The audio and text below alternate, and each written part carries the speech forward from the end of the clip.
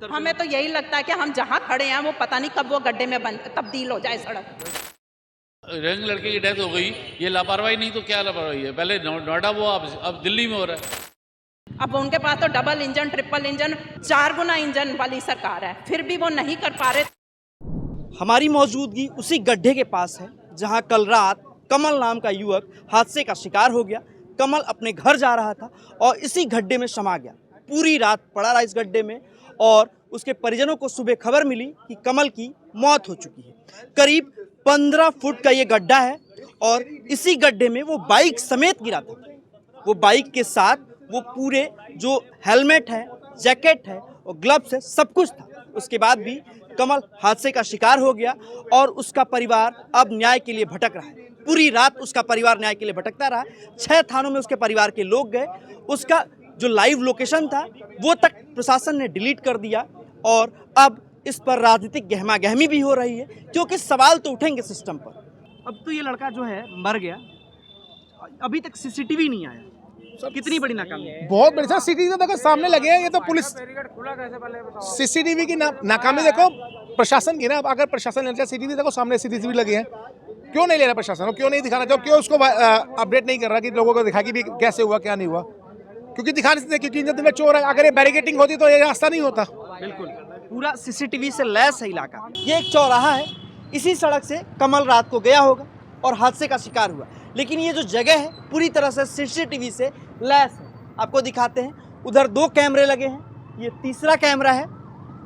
वो 2 कैमरे लगे हैं, ये तीसरा कैमरा है जिसका डायरेक्शन उधर ही है।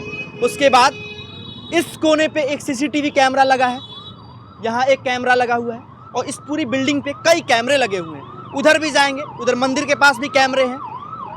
और सवाल उठता है कि इस हादसे को करीब 15 घंटा होने को है, इसके बाद भी कोई सीसीटीवी फुटेज अभी तक नहीं आया। पुलिस प्रशासन यह नहीं दिखा पाई है कि युवक इसी रास्ते से गया तो खड्डे में कैसे गिरा। सिस्टम भले यह कहकर पल्ला झाड़ ले कि एक हादसा है, लेकिन यह हादसा तो नहीं। इसकी जवाबदेही तय होनी चाहिए, क्योंकि ये सरासर हत्या का मामला है। और इसी तरह का एक मामला नोएडा में युवराज के साथ हुआ था। युवराज भी आधी रात को घर जा रहा था और वो हादसे का शिकार हो गया। उसके बाद कई तरह की लीपापोती हुई, किस तरह की चीज़ें डाइवर्ट की गई। बाद में सीसीटीवी फुटेज खंगाले गए और सौरभ को बताया गया कि वो क्लब से निकला था शराब पीकर, इसलिए हादसे का शिकार हो गया। इसमें भी नई थ्योरी आएगी, लेकिन अभी तक पुलिस प्रशासन की थ्योरी क्या है? ये जो गड्ढा है ये जल बोर्ड ने खोद रखा है, 20 फीट का गड्ढा। ये पूरी सड़क है, इस पर ऐसे गड्ढे खुदे पड़े हैं और उधर बैरिकेटिंग की बात की जा रही है जो अभी लगे हैं। लेकिन स्थानीय लोग बता रहे हैं कि पिछले 6 महीने से ऐसे ही गड्ढे खुदे पड़े हैं। हमें डर रहता है कि बच्चे बूढ़े कोई भी इस हादसे का शिकार हो सकता है। और दिल्ली को हादसों का शहर कहें तो गलत नहीं कहलाएगा। जिस तरह के हादसे हो रहे हैं, क्योंकि पता नहीं है कि हम और आप दफ्तर से घर के लिए निकलते हैं और घर पहुंचेंगे कि नहीं पहुंचेंगे, क्योंकि इसी तरह के किसी गड्ढे के, किसी नाले के शिकार हो सकते हैं। और प्रशासन जवाबदेह, जिम्मेदार पल्ला झाड़ लेंगे ये कहकर कि हो सकता है कि आप शराब के नशे में आ रहे हैं। आशीष सूद यहीं से जाते हैं, यहीं के रहने वाले हैं, इसके बाद भी ये स्थिति है। उनकी सरकार है, क्या कहेंगे? ये तो उन्हें देखना है। हम पब्लिक ने उन्हें जिताया कि हमने आपसे छुटकारा दे के उन्हें दिया, पर उसके बावजूद हम ये चाहते हैं कि अगर जो आप नहीं कर पाई और वो कम से कम आप सरकार जो चीज़ नहीं कर पाई है वो बीजेपी सरकार तो करे।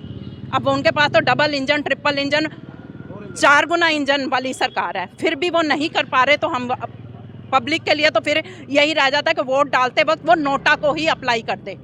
रेखा गुप्ता जब मुख्यमंत्री बनी थी तो कही थी कि दिल्ली की भाई हमने तो ये सुना है रेखा मंत्री जी जब बनी है, हमें यही लग रहा है कि जनकपुरी उनके अंडर नहीं है। तो ये यहाँ की पब्लिक मरे जिए जो मर्जी करे, उन्हें उनसे कोई लेना देना नहीं है। ये इसी तरह का एक हादसा हुआ नोएडा में। युवराज की मौत हुई और महीने भी नहीं हुए कि एक और युवक की मौत हुई। इसको कैसे देखते हैं? दिल्ली में हो रही है, बहुत गलत है, लापरवाही है। बिल्कुल लापरवाही है। ये लगाना चाहिए था बैरियर इनको। मेट्रो में कैसे हो रहा है? रंग लड़के की डेथ हो गई, ये लापरवाही नहीं तो क्या लापरवाही है? पहले नोएडा वो अब दिल्ली में हो रहा है। अब दिल्ली में भी जब ये गड्ढे हैं तो क्या है सरकार और क्या कर रहे हैं? ये डिपार्टमेंट क्या कर रहे हैं? अब इसको सस्पेंड कर दो, उसको सस्पेंड कर दो। जो चला गया वो तो वापस नहीं आएगा ना बेचारा। एक नया लड़का गया है, यंग लड़का, उसकी फैमिली को उससे कई उम्मीदें थी, वो चला गया बेचारा। अब ये लोगों को देखना चाहिए ना कि किसकी गलती है। जिस तरह के हादसे हो रहे हैं दिल्ली में, जो जिम्मेदार हैं उनकी कुछ जिम्मेदारी बनती है। कोई जिम्मेवारी होती तो होता ही नहीं है। जिम्मेवारी होती नहीं, इसको सस्पेंड कर दो, उसको सस्पेंड करने से कुछ नहीं होता। जो चला गया बेचारा वो उसकी फैमिली से पूछो जाके, जिसकी फैमिली पे जाता है उसको दर्द होता है। और ये आज ही के दिन हो रहा होगा और कल ये ट्रैफिक फिर वही चालू कर देंगे। फिर आज अब वन वे कर दिया ना, कल से वही शुरू हो जाएगा दोबारा। वन में क्या दोनों तरफ बंद कर दिया? हाँ, आज तो दोनों अब तरफ आज बंद कर दिया ना, आज दोनों तरफ बंद कर दिया। कल से कर देंगे तो एक दो दिन में देख लेना।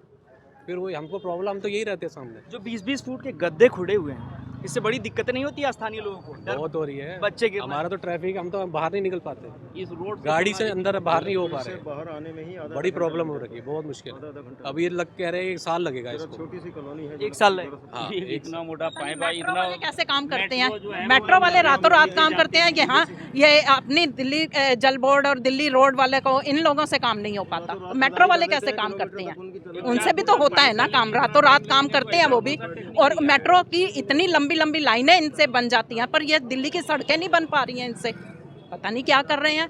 जो इस तरह के एक्सीडेंट हो रहे हैं, 2 हो चुके हैं, इससे लोगों में डर पैदा हो रहा है कि सड़क पे चलना, कोई दफ्तर हमें तो यही लगता है कि हम जहाँ खड़े हैं वो पता नहीं कब वो गड्ढे में तब्दील हो जाए सड़क। हमारे खड़े खड़े ही ये गड्ढे में तब्दील हो जाएगी ये सड़क। रोड तो 10 बारी नीचे बैठ चुकी है, उसको लीला पोती कर देते हैं बहुत ज़्यादा। कहीं देखो आप पूरे रोड पे देखोगे गड्ढे ही गड्ढे कर रखे, वो बैठ रही है अंदर, पता नहीं नाले के ऊपर बनी है रोड, क्या है। नहीं, जब सौरभ की मौत हुई तो बहुत सारे सवाल उठे। एक इंजीनियर मर गया और महीने भर भी नहीं हुआ, एक 25 साल का लड़का एक हादसे का शिकार हो गया। क्या लगता है सिस्टम उसके साथ न्याय कर पाएगा? मुश्किल है। हाँ, युवराज का क्या कर पाएगा? थोड़ा देर 1-2 महीने याद करते हैं, उसके बाद फिर वही रेगुलर हो जाती है चीज़ें। ये जो आप यहीं के रहने वाले हैं, जी जी मैं यहीं का रहने वाला हूँ। ये जो हादसा हुआ इस पे क्या कहेंगे? बहुत दर्दनाक है ये, और जिसके परिवार का कोई सदस्य गया है उसके लिए तो बहुत ही दुखदाई है, पूरी ज़िंदगी का उसके लिए एक कर्स है एक तरीके से। इसके बारे में और क्या कहना, अब ये लापरवाही है, सिंपल लापरवाही है। सड़कें जनकपुरी में चारों तरफ खुदी हुई हैं, अगर आप देखो यहाँ से, अगर मैं आप देख के आ रहा हूँ, उधर से लेकर पूरा इधर तक खुदा C4E के पास देखिए, वहाँ सड़क खुदी हुई है। वहाँ मेरे को देखा करीबन 3 साल हो गए। वहाँ बाज़ार भी लगता है, वीकली बाज़ार लगता है, शनि बाज़ार, और उसको हम लोग जाते हैं रेगुलर, वहाँ अपना हर शनिवार को जाते हैं सर। तो हमने देखा हम बड़ी मुश्किल से वहाँ से क्रॉस कर पाते हैं, आना जाना हमारा बहुत। आप लोगों ने कहीं शिकायत नहीं की कि 3 साल से जो सड़कें खुदी पड़ी हैं? शिकायत क्या करनी है, एरिया का जो MLA है वो यहीं का है, रहने वाला है, वो यहाँ मंत्री भी है सरकार में। कौन है? 1 साल हो गए, आशीष सूद जी हैं। आशीष सूद जी बड़ी कद्दावर मंत्री हैं। हाँ, वो उनका एरिया है, वो भी मेरे ख्याल से यहाँ से निकलते होंगे, साल में कई बार निकले होंगे, रोज़ मेरे ख्याल से 2-1 बार 3 बार उनका यही रूट है, आगे रहते हैं। तो ये तो उन लोगों को को दिखता देखना नहीं होगा इस तरह गड्ढे? मैं देखना उनको, मुझे क्या मालूम, वो बताएंगे, क्या दिखता नहीं। चेक पूछा, मार्केट में आते रहते हैं, साथ वाली मार्केट में GST का कैंपेन चला था, GST रिड्यूस कर दिया, उसके लिए वो बाजार GST बचत उत्सव जो, हाँ बचत उत्सव के लिए वो घूम रहे थे दुकानों पे, शॉप टू शॉप घूम रहे थे। आज तो यहीं से होंगे, इसी जगह से।